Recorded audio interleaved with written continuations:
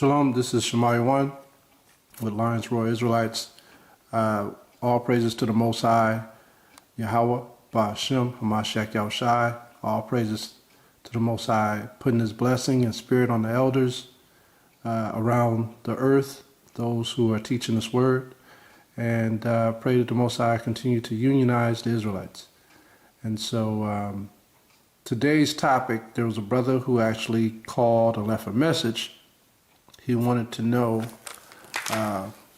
when referring to this book called Babylon to Timbuctoo, Rudolph R. Windsor goes into the destruction of Israel during 70 AD, and the brother wanted to know if this was true, what Rudolph Windsor was stating, that 1 million Jews fled into West Africa. So what I'm going to do is explain to you what Rudolph Windsor was explaining to us in this book called Babylon to Timbuctoo on page 84. So I will go into it first. I'm going to read where it starts on page 84. In the year 65 BC, the Roman armies under General Pompey captured Jerusalem. In 70 AD, General Vespasian and his son Titus put an end to the Jewish state, or the Israelite state, with great slaughter. During the period of the military governors of Palestine, many outrages and atrocities were committed against the residue of the people. During the period from Pompey to Julius, it has been estimated that over 1 million Jews fled into Africa, fleeing from Roman persecution and slavery. The slave markets were full of black Israelite slaves. So, to substantiate what Rudolph R. Windsor was stating here, I'm going to take you through a series of pages which is in the book of Josephus. And this particular Josephus book, the one that I purchased, is called The New Complete Works of Josephus, translated by William Whiston, commentary by Paul L. Mayer. Okay, and first thing first, what I want to do is go to page 920 in this book. Hold on one second. Josephus speaks on a lot of things. Josephus was an orator and a historian. During those times, he was an Israelite scholar, and what Josephus was like a current event scribe. He spoke about the things that went on in Israel. And a lot of the books that we actually have, Josephus had 22 books of the actual Bible that we have. And we ought to be thankful for this man who was Israelite from the tribe of Judah. He sacrificed his life to put forth this information. He is a pretty brilliant man from what I've seen. So what I want to do first is go into page 920, which would be chapter, let's see, it would be called, here it would say the Jewish War, but it would be the Israelites' War.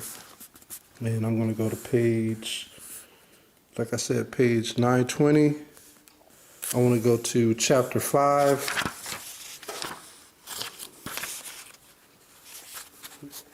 Which I'm at, chapter 5, and I'm going to go to paragraph 5, and I'm going to start at 143. Paragraph 5, and I'm going to start at 143 here, and it says, this is an outline for that one-liner that he says in Babylon to Timbuctoo. So grab your pens and pads and write this down.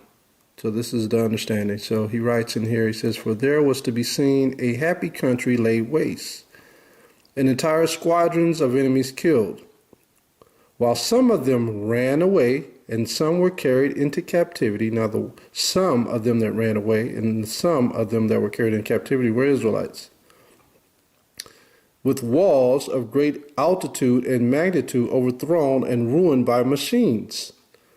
Okay, the machines were these are like giant catapults, catapults through rocks, stones with fire, arrows, that type of thing. It says, with the strongest fortifications taken. and the walls of most populous cities upon the tops of hills seized on. So it's talking about how the Israelites fled away. So we're going to piece together this clue here. So it says, fire also, I'll start here. It says, fire also sent upon temples was here represented, and houses overthrown, and fallen upon their own owners, Okay, so we understand that they fled away. It doesn't really necessarily tell you where they fled away, but as we keep reading through this book of Josephus, you'll notice that they keep talking about the place called Cyrene, and Cyrene was in Africa. So I'm going to drop down here. What you're going to have to do is fill in the blanks here. It says here that this is the dissertation. This is the dissertation 3 in the book of Josephus. I would say chapter 13, second paragraph. And it reads here, it says, we have been informed that the number of the besieged of every age and of both sexes, male or female, was 600,000. So that's the first number that we see, 600,000. There were weapons for all that could carry them, and more than could be expected, for the number were bold enough to do so. The men and the women were equally obstinate, and when they supposed they were to be carried away captive, they were more afraid of life than of death. Against the city and nation Titus Caesar resolved to fight by ramparts and ditches, so they had skirmishes, since the situation of the place did not admit of taking it by storm or surprise. So they didn't take it by storm like they would any other nation. They gave Israel, well, the Most High put it on the Greeks or the Romans. The Most High put it on the Romans to give Israel the benefit of the doubt. So they did it in ramparts and ditches, which would be different communities they would hit at one time. And other communities would hear the message and take off. So when they got besieged, they would normally be taken into captivity. In that captivity place where they would train slaves to be servants and handmaids and soldiers, they would send them to Carthage. This is where Hannibal was once upon a time, hundreds of years before. So it had turned into a slave market, Carthage, which is in North Africa. So those who got caught or captured got taken into slavery into Africa, and those who fled also went into Africa. So this is where you got to do a little bit more research, okay? So we have a number here, and it is 600,000. The Jewish War, which I always say the Israelite War. We're going to go to Book 7, Chapter 3, and we're going to read Section 43. Okay, so I'm going to go down here, Section 43. So it says, for as the Israelite nation is widely dispersed over all the habitable earth among its inhabitants, so it is very much intermingled with Syria by reason of its proximity, and had the greatest multitudes in Antioch by reason of the size of the city, wherein the kings, after Antiochus, had afforded them a habitation with the most undisturbed tranquility. Okay, so when they got conquered by the Greeks as well, you had a lot of Israelites who were dwelling where? Up in Antioch. Okay, we all know about Paul. He was in the place in Turkey. That's where he came from. Okay. Okay, so now we're going to go to this book. This is called, again, the Jewish Antiquities or Israelite Antiquities, Book 14, Chapter 7. And as we read 115, it says, there were 4 classes of men among those of Cyrene. Cyrene is in Africa, northwest Africa. That of citizens, that of husbandmen, the third of strangers, and the fourth of Jews. Now, these Jews are already gotten into all cities. And it's hard to find a place in the habitable earth that has not admitted this tribe of men and is not possessed by them. And it has come to pass that Egypt and Cyrene, as having the same governors and a great number of other nations, imitate their way of living and maintain great bodies of these Jews in a peculiar manner, and grow up to greater prosperity with them, and make use of the same laws with that nation also. So the Israelites were scattered between Egypt and Cyrene, both African nations. So this is where they dwelt. So you had a lot of Israelites dwelling there. You had a lot of Israelites in captivity up in Carthage. You had a lot of Israelites in Antioch or Turkey area. This is why in the book of Acts they were called Christians first, Acts chapter 11, right? Because there were Israelites dwelling there. Okay, let's go to, so now let's go to the history of the Jews. Let's go to book 5 and chapter 2. To show you that this isn't dealing with the Egyptians of Moses' captivity, I'm going to read on. It says, the greatest part say they were those Ethiopians from fear and hatred obliged to change their habitations. That's 2 Kings chapter 17. In the reign of King Josephus, there are those who report that they were Assyrians, who, wanting lands, got together and obtained part of Egypt, and soon afterwards settled themselves in the cities of their own, in the land of the Hebrews. Okay, so the land of the Hebrews dealt with Cyrene, dealt with Libya, dealt with Carthage, dealt with the land of Israel. Okay, so this is Israelite Antiquities, book 11, chapter 8, and I'm on page 386. Now I'm about to show you how, when he says 1 million black Jews fled in Africa, now you have to prove that they were black in the book of Josephus. This is what we'll use. 6:340 says, so when Alexander had thus settled matters at Jerusalem, he led his army into the neighboring cities, and when all the inhabitants to whom he came received him with great kindness, the Samaritans, who had then Shechem for the metropolis. Shechem are Africans. A city situated at Mount Gerizim and inhabited by apostates of the Jewish or Israelite nation, seeing that Alexander had so greatly honored the Israelites, determined to profess themselves Jews.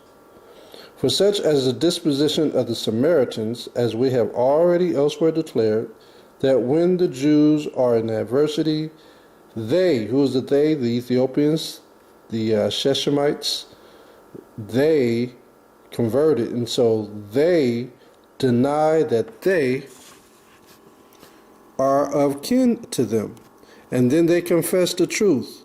But when they perceive that some good fortune has befallen them, they immediately pretend to have communion with them, saying that they belong to them, and derive their genealogy from the posterity of Joseph, Ephraim, and Manasseh.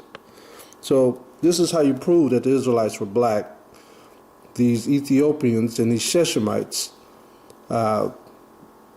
Alexander the Greek thought they were all the same, but he knew that after a while that the Israelites were different, and Ethiopians and the Shechemites wanted to be like them when they were doing good, when they were holding office. But when they were doing bad, they didn't want to be like them. Drop down, so 344, it says, and where they said that they were Hebrews, who's the they? The Shechemites and the Ethiopians, but had the name of Sidonians living at Shechem. He asked them again whether they were Israelites, and when they said they were not Jews, it was to the Jews, said he, that I granted that privilege. However, when I return and am thoroughly informed by you of this matter, I will do what I shall think proper. So they didn't want to be Israelites when the Israelites were doing bad. They only wanted to be Israelites when the Israelites were doing good. And when you look at the Ethiopians today, they are a dark, burnt nation, dark skin complexion. The Shechemites, the Africans, the Sidonians, they are dark people. The Israelites were dark people too. Okay, different shades of brown. That's how you prove that they were Jake or black. Okay, so I want to go to the Jewish War, the Israelites' Wars, Book 2, Chapter 16. And let's drop down to 363, and this is going into Africa. So it says, nay, rather they seek for something beyond that, for all the Euphrates is not a sufficient boundary for them on the east side, nor the Danube on the north. And for their southern limit, Libya has been searched over by them. Who's to them? Israel, all the 12 tribes. As far as countries uninhabited, as is Cadiz, this is Africa, their limit on the west. So they only went as far as a city called Cadiz. So that would be giving you what? Libya, Cyrene, and Cadiz. Nay, indeed, they have sought for another habitable earth beyond the ocean. What ocean? The Atlantic Ocean. That's what's beyond the ocean. Now he's going to switch, and he's going to talk about the northwest. He says, and have carried their arms as far as such British islands as were never known before. British islands. I'm not talking about Britain, but British islands, the little small islands around that ocean. It says, what therefore do you pretend to? Are you richer than the Gauls, stronger than the Germans, wiser than the Greeks, more numerous than all men upon the habitable earth? What confidence is it that elevates you to oppose the Romans? Perhaps it would be said it is hard to endure slavery. So a Roman talking to Josephus. Okay, he's telling them, look, these people of Israel can't go anywhere. We have been all over the world except for beyond the ocean. Okay, which is where the 10 tribes went. Okay, so let's go to 380. It says, now when almost all people under the sun submit to the Roman arms, will you be the only people that make war against them? Will you Israelites be the only one to make war against them? Because remember, the Romans conquered everybody. It says, and this without regarding the fate of the Carthaginians, who in the midst of their brags of the great Hannibal and the nobility of their Phoenician original fell by the hand of Scipio, meaning they took over that land. Okay, they dwell in Carthage. And that's where they had their slave posts. So let's drop down. And it says in 382, and as for the third part of the habitable earth, Africa, whose nations are so many that it is not easy to number them, and which is bounded by the Atlantic Sea and the Pillars of Hercules, and feeds an innumerable multitude of Ethiopians. Why Ethiopians? Because that whole continent was called Ethiopia. That's why they put Africa in parentheses. As far as the Red Sea, these have the Romans subdued entirely. Okay, so they subdued those who were in North Africa all the way to where? The Atlantic Ocean. North Africa. That's why they went deeper into Southwest Africa. Okay, in 115 AD, that's where they were, 115 AD. So let's drop down. Now it's going to talk about Ethiopia's area. 385, this country is extended as far as the Ethiopians and Arabia, the Happy, and borders upon India. It has 7,500,000 men besides the inhabitants of Alexandria. I'll stop there. Okay, so I'm going to jump over to, this will be 388. And I'll jump up here. It says, of the world that are uninhabitable, question mark, for all that are in the inhabitable earth are under the Romans. Unless any of you extend his hopes as far as beyond the Euphrates, and suppose that those of your own nation that dwell in Adabian will come to your assistance. So he's kind of like boasting against Josephus, that your people can't go anywhere. But certainly these will not embarrass themselves with an unjustifiable war. This is not verse, this is section 397. For an example to the other nations, burn your holy city and utterly destroy your whole nation.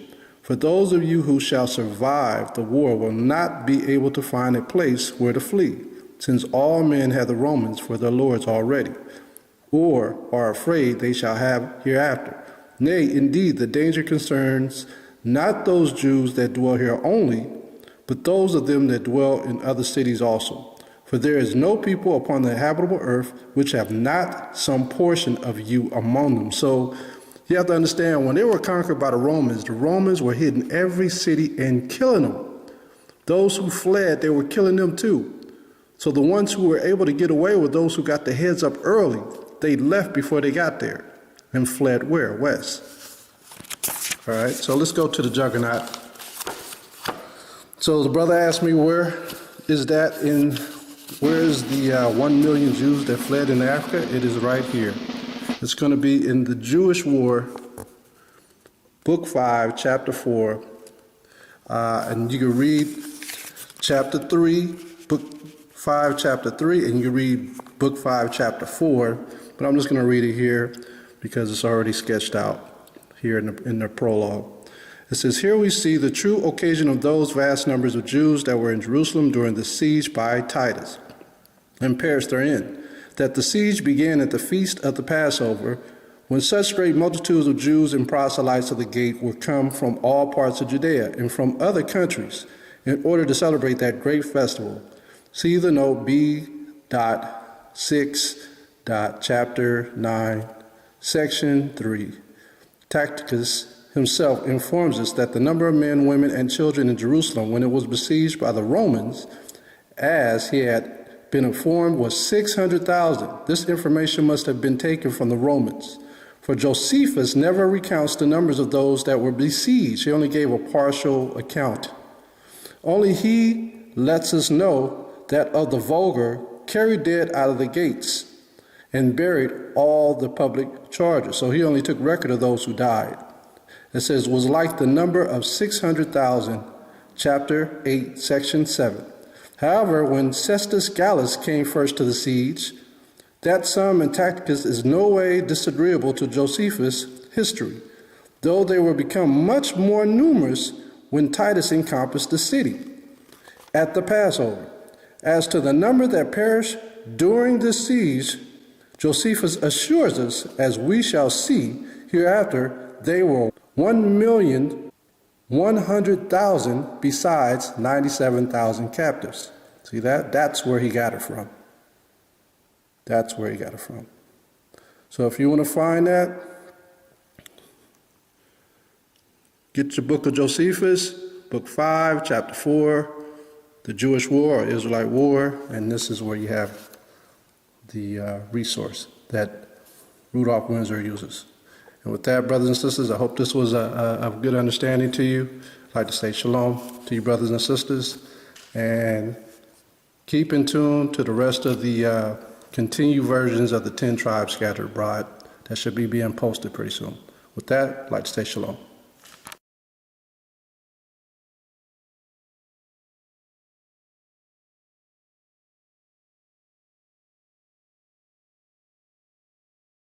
Lord of hosts, I took you from the pastures and from following the sheep to be prince over my people Israel. I have been with you wherever you have gone and have destroyed all the enemies in your path. I will make you a great name among the great ones of the earth. I will assign a place for my people in Israel. There I will plant them, and they shall dwell in their own land.